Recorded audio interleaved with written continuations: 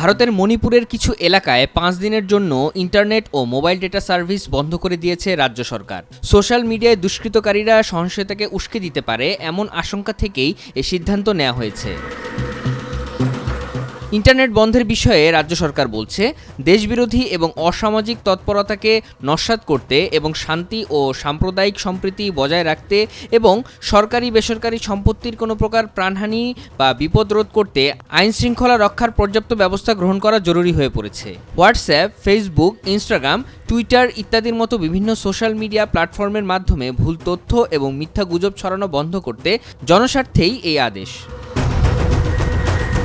এর আগে মণিপুরের ইম্ফল পশ্চিম, ইম্ফল পূর্ব ও থৌবল জেলায় 10 সেপ্টেম্বর থেকে অনির্দিষ্টকালের জন্য কারফিউ জারি করা হয়। 9 সেপ্টেম্বর ছাত্রদের নেতৃত্বে আন্দোলনকারীদের সঙ্গে পুলিশের সংঘর্ষের জেরে এমন সিদ্ধান্ত নেওয়া হয়। মণিপুরে সংখ্যাগরিষ্ঠ হিন্দু মেইতি সম্প্রদায় ও খ্রিস্টান কুকি সম্প্রদায়ের মধ্যে 1 বছরেরও বেশি সময় ধরে কদিন পরপরই সংঘর্ষের ঘটনা ঘটছে। এক্ষেত্রে বিগত কয়েক মাস কিছুটা শান্ত পরিস্থিতি বিরাজ করলেও গত কয়েক সপ্তাহে দুই সম্প্রদায়ের মধ্যে নতুন করে সংঘাত শুরু হয়েছে। নতুন সংঘাতে অন্তত 11 জন মারা যাওয়ার খবর পাওয়া গেছে। এক্ষেত্রে বিক্ষোভকারীরা গত সপ্তাহে প্রাণঘাতী অস্ত্র এবং ড্রোন হামলার জন্য অভিযুক্ত বিদ্রোহীদের বিরুদ্ধে ব্যবস্থা নেওয়ার দাবি জানিয়েছেন।